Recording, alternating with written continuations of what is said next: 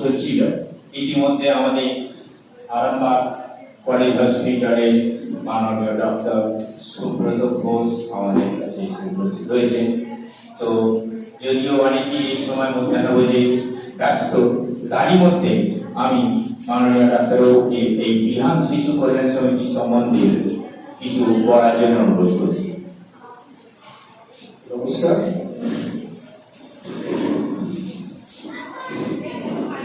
বিহান শিশু কল্যাণ সমিতির অনুষ্ঠানে আমি দেরি করে এসেছি, এই জন্য আমি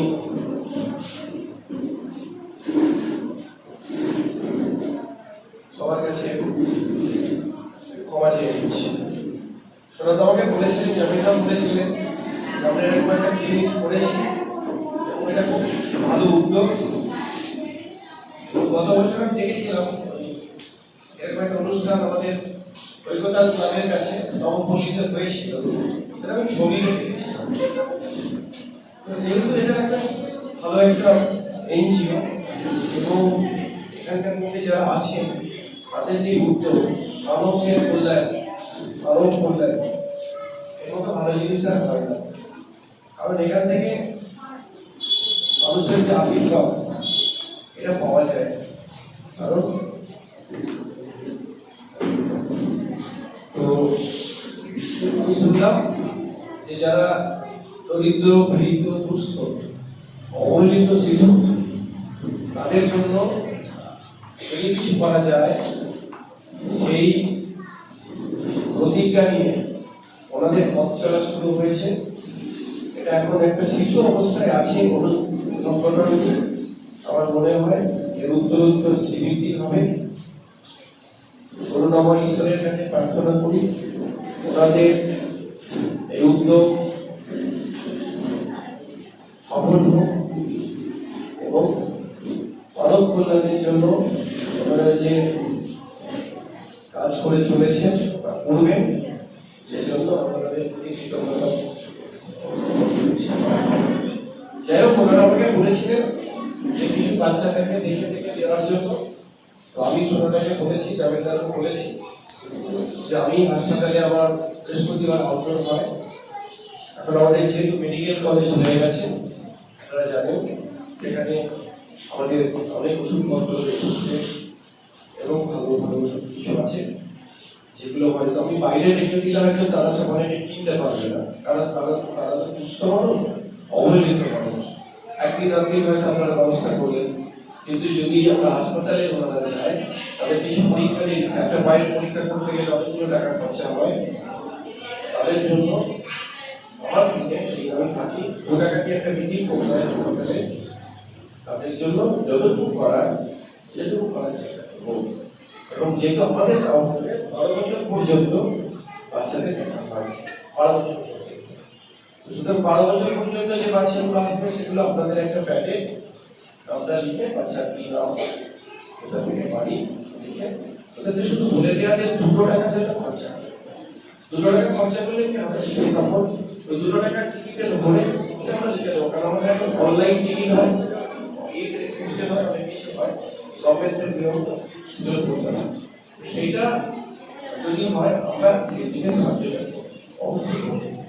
কারণ আমরা যে পেশার সঙ্গে যুক্ত আছি সেই পেশাটাও কিন্তু খুব ভালো পেশা। মানে এর মতো ভালো পেশার মধ্যে আর কিছু নেই। আমরা করোনার সময় দেখেছেন সমস্ত মানুষ ভিতরে ঢুকে গেছে, বাড়িতে ঢুকে গেছে, কারণ আমরাই করেছিলাম।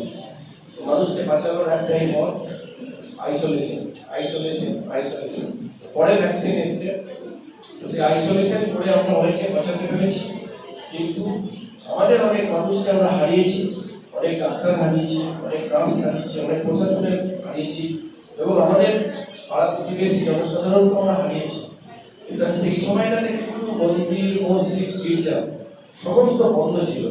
শুধু আমাদের মন্দির, আমাদের মসজিদ, আমাদের গির্জা, হাসপাতাল খোলা ছিল। আমরা কিন্তু পালিয়ে যাইনি, আমরা কিন্তু লড়ে গেছি। প্রশাসন আমাদের সঙ্গে, জেনারেল প্রশাসন, পুলিশ প্রশাসন, তারা কিন্তু আমাদের সঙ্গে অনেক হাত মিলিয়ে কাজ করেছে। সুতরাং সেইটা থেকে আমাদের একটা অভিজ্ঞতা হয়েছে যে আমরা যে সেবার মধ্যে যুক্ত আছি সেই সেবার মধ্যে এই সেবার মধ্যে সেই জিনিসটা চলে আসছে, মানুষের সেবা, আত্মের সেবা, এই দরিদ্র মানুষের জন্য। সুতরাং আমরা ভগবানকে বিশ্বাস করি না করি, এভাবে তো হয়ে গেছে জীবন কলেজে এইজন সেইজন সেবিজি ঈশ্বর, যেটা আমরা জানি। আমরা কিন্তু সবাই কাজ করছি, যে কাজ করি, যে আমার যতটাও পরিষ্কার করে দেয়, সেলাই করে দেয়, সেও কিন্তু আমার বড় উপকারী করবো। যার কাছে আমি সবজি কিনছি তার কাছে আমি কিনি, আমরা কোর্টে যাই এনাদের কাছে আমরা কিনি, একজন উকিলবাবুর কাছে কিনি, একজন আমার মাস্টারমশাই তাদের কাছে কিনি। মানে আমাদের অনেক রকম, প্রত্যেকটা মানুষের কাছে আমরা প্রত্যেকে ঋণী। আমরা কেউ বলতে পারবো না যে আমি 1 লাখ দিতে পারছি না। আমার যত টাকা পয়সা থাকুক, যত আর্থিক প্রতিপত্তি থাকুক, যতই ধন সম্পত্তি থাকুক, যতই রাজনৈতিক ব্যাকগ্রাউন্ড থাকুক, কোনো মানুষ বলতে পারবে না যে আমি 1 লাখ আসবো। 1 লাখ কখনো বাঁচা যায় না। আমরা সব থেকে বড় ঋণী আমাদের বাবা মায়ের কাছে, তারপর আমাদের শিক্ষাগুরু, তারপর আমাদের পাড়া প্রতিবেশী, তারপর আমরা যাদের কাছ থেকে যে আমাকে 1 গ্লাস জল দিচ্ছে সেও কিন্তু আমার কাছে ঋণী, যে আমার সবজি দিচ্ছে সেও আমার কাছে ঋণী, যে আমাকে দুধ দিচ্ছে সেও ঋণী। সবার কাছে আমরা সবাই ঋণী। আপনারা যে আমাকে আমন্ত্রণ করেছেন আমি আপনাদের কাছে ঋণী, আমাকে সুযোগ করে দিয়েছেন এর জন্য আমি আপনাদের কাছে মানে কৃতজ্ঞ। আমাকে বলাটা সুযোগ দিয়েছেন, দুটো কথা বলার সুযোগ তো দিয়েছেন, এর জন্য আমি ঋণী।